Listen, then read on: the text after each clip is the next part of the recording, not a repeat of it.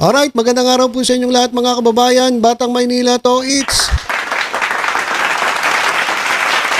Oy, grabe na to. Eto mga kababayang PDP Laban ay nagsagawa ng campaign rally. Kasama po ang kanilang senatorial candidates, kasama si Kibuloy. Yan po sa Calamba, Laguna ngayong Sabado. O yung mga senatoriables daw ni Duterte ay tinawag nilang Duterte 9. At alam ko meron silang tawag dun sa mga vlogger nila yung Noisy 37. Talaga na mga lahat may pang Duterte 9. Tapos yung mga vloggers, Noisy 37. Yung ano kaya? Fake news. Wala bang fake news 50? Fake news 100? Ayan mga kababayan, so, nako, eto matindi. Sabi dito, ay grabe, ang dami nila, nakakatakot. Okay, so, ito naman, may nabasa agad akong comment, Duterte 9, kasi Duterte 9 dash line. 9 dash line ng China. Talagang dito pa lang, sa pangalan nila, pro-China na mga kababayan. Duterte 9 dash line ng China. Ayan mga kababayan, so nagsagawa po sila ng campaign rally dyan po sa Calamba, Laguna. At grabe mga kababayan, tingnan ninyo. Nako, eto daw yung picture nung mapupuno na ang kanilang venue. Ayan po, tingnan nyo yung venue mga kababayan. Ayan po. Ano ba yung tsura? Ano ba? Ano siya? Stadium ba siya? Malaking stadium ba? Tingin ko parang basketball court lang to. Basketball court lang mga kababayan basketball court yan Isang basketball court ang venue po ng PDP Laban, kanilang rally. At dito, basketball court na nga, hindi pa napuno mga kababayan. So ito raw ay simula nang napupuno. Ayan po yung venue. Ayan po yung So basketball court talaga. Mga kababayan, basketball court ang kanilang venue. Basketball court na nga, hindi pa napupuno. Ayan Ayan mga kababayan yung pinagdausan ng kanilang rally. Ang alam ko, si Kibuloy ang bida rito mga kababayan Si Kibuloy ang bida rito. At malamang ang gumastos dito, si Kibuloy. Ayan mga kababayan Bakit sobrang dami? Akala ko ba malakas kayo? Meron nga ako nabasang comment mga kababayan matakot kayo sa amin kasi 31 million kami. 31 million. 31 million ba yan? Bilangin nyo nga, yung isang basketball court nga, isang covered court, hindi nyo man lang mapuno.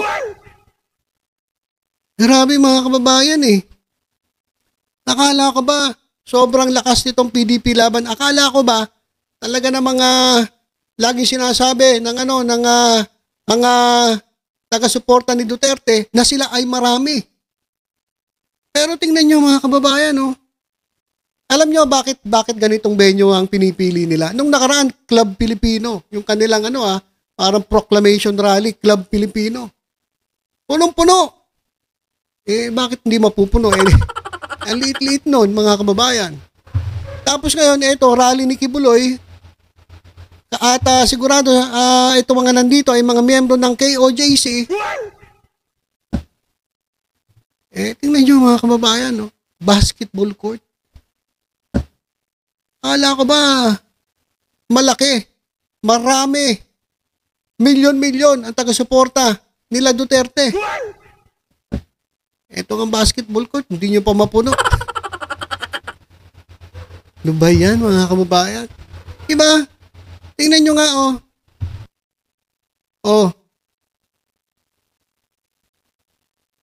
Tingin nga tayo rito. Ano bang mga ibang mga rito, mga comment dito?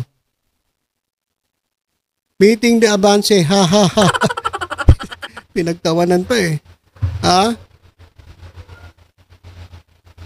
Punong-puno, halos walang bakante.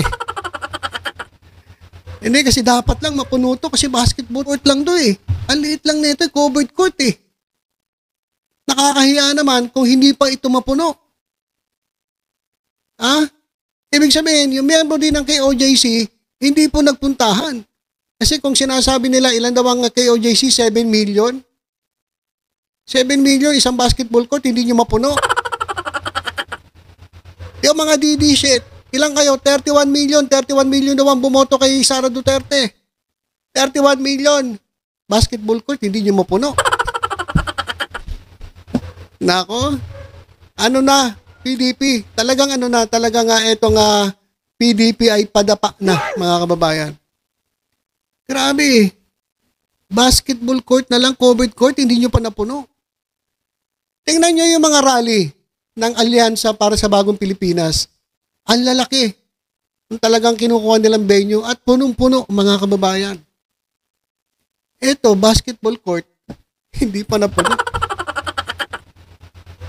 Tapos, kung magyabang, itong mga DDS, sabihin nila, marami daw sila, kapag nagsalita sila, lagi nilang sinasabi na nagagalit na ang taong bayan sa gobyerno. Sinasabi nilang ganun. Gusto ng taong bayan na alisin si Marcos. Lagi nilang binabanggit yung taong bayan di ba? Pero, ganyan nga yung taong bayan. Hindi pa napuno yung basketball court, yung covered court. So ayan mga kababayan, anyari, PDP, maliit na nga yung venue para mapuno ninyo, hindi nyo pa mapuno-puno. Tapos yung mga nandyan, miyembro pa ng KOJC. Wala talaga mga kababayan. Yung sinasabi nila na sila'y marami, ang suporta ng mga Pilipino ay na kay Duterte o sa mga Duterte, ayon po ay fake news. Yan. See it for yourselves. Tingnan ninyo. Kayo na magsabi. Huwag kayo maniniwala kasi sa kwento-kwento ng mga fake news ng mga trolls nila.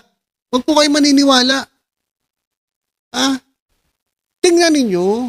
Imulat nyo ang inyong mga mata para makita nyo ang totoo. Hindi yung naniniwala kayo kay Jason Sa. Naniniwala kayo kay Maharlika. Naniniwala kayo kung kanino-ninong mga DDS dyan, naniniwala kayo sa Banateros, naniniwala kayo sa SMNI. Pero tingnan ninyo yung katotohanan. Yan po, nakikita nyo naman ang katotohanan. Maliit na nga yung venue, covered court na nga lang, hindi nyo pa napuno. Kawawa naman, mga kababayan. Kasi dapat talaga mapuno to kasi covered court lang to Ilan lang ba ang capacity niyan? Diba? Ano na, PDP laban? Laban pa ba? Laban pa? Kaya pa ba? Kaya pa? Kasi, habang tumatagal, pababa po ng pababa ang satisfaction at trust ratings ni Sara Duterte. Ay nalang nagdadala sa sa PDP, sa mga Duterte. Si Rodrigo Duterte at si Sara Duterte. Kasi yung iba, wala naman Si Vic Rodriguez, si Philip Salvador, si Jimmy Bondoc, si Bato de la Rosa. Yan ba? Wala nga yan Hindi nga pumapasok yan sa top 12. Si Kibuloy ba? Na hindi natin nakita na pumasok kahit sa top 20. Kaya mga kababayan, wag po kayo maniniwala sa mga bali-balita na malakas po sila. Kasi sa totoo lang mga kababayan, tingnan ninyo yung kanilang mga rally. Eto nga, covered court na lang. Hindi pa nila mapuno mga kababayan. How much more kung mag-rally sila sa mas malaki? Kaya nga hindi kumukuha ng malaking venue kasi alam nila, lalangawin sila Katulad dito, Pero inyo, doon na lang kayo sa sa covered court na garali. Wala na talaga. Susunod yan sa saan kayo mag-arali? Ano ba mas maliit sa sa barangay hall ka na lang mag-arali. Diba? So, ito lang ay katunayan mga kababayan na yung sinasabi nila na ang suporta ng taong bayan ay nasa mga Duterte, kayo na po ang humusga. Tingnan ninyo, mga kababayan. kumpara nyo yung mga rallies ng Alyansa para sa Bagong Pilipinas at sa mga rallies ng PDP. Walang-wala po mga kababayan eh. Piranggot lang eh. Ilang piraso lang sila. So, kayo na po ang maghusga kung sino po talaga ang sinusuportahan ng taong bayan. Ha? Buti pa si Mayor Hani Lacuna. Napuno niya yung stadium. Stadium, mas malaki yung sa covered court. Stadium, ito kasi, covered court, meron yan sa ayan, naglatag lang sila ng mga upuan. Tapos, yung, wala na sa Gedli. Hindi katulad ng stadium, talagang malaki po. May bleacher, merong mga upuan sa gitna, may ringside. Tapos, doon pa mismo sa court, merong mga tao. Mas marami pa yung meeting ni Abansi ni Hani Lacuna eh. Di ba? Mas malakas pa si Hani Lacuna kaysa dito sa mga kandidato ng PDP laban. Wala. Kawawa naman mga kababayan. Etong PDP laban talaga ng mga padapa na po. Etong kanilang grupo. So ilang mga kababayan na i-share ko lang sa inyo kasi baka meron kayong naririnig na mga bali-balita galing po sa mga fake news. Mga father fakers at mother fakers. Baka may marinig kayo na napakalakas ang hatak ng tao nitong PDP laban. Ayan, tingnan ninyo. Malakas ba ang hatak ng PDP laban sa mga tao, sa ating mga kababayan? Yan. See it for yourself. Tama ba? See it for yourself. So, ilan po. Basta tutok-tutok lang po dito sa Batang Maynila. Sa iba pang updates. Ingat po tayong lahat. God bless po.